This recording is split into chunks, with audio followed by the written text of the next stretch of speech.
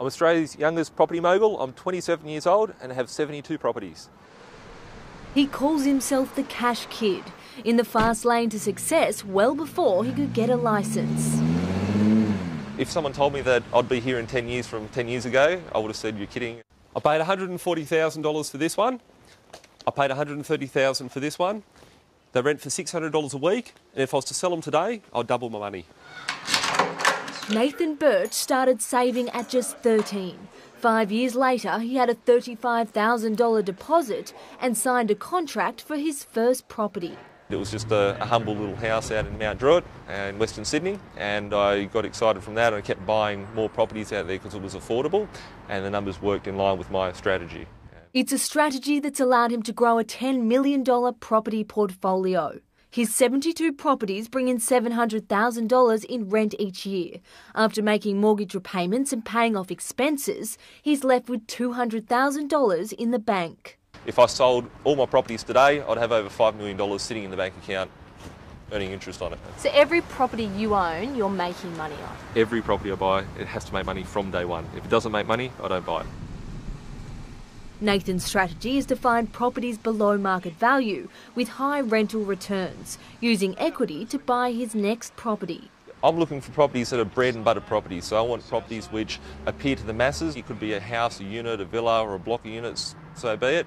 A bread and butter property where there's an ability to rent it very quickly, get an income coming in from day one. He bought this Mount Druitt house in 2004 for $248,000. $170,000 below market price. Today it makes him $327 a week clear.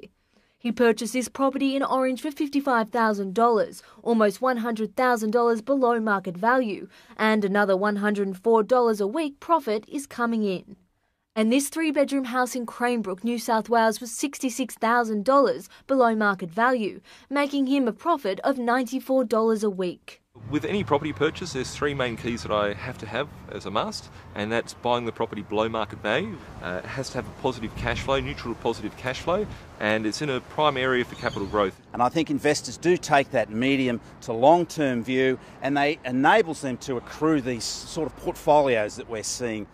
As the housing market slows and interest rates remain on hold, property developers say they're facing one of the worst markets in 20 years. To compensate, they're offering discounts and incentives of up to $50,000. So if you're a home buyer, now has never been a better time to buy.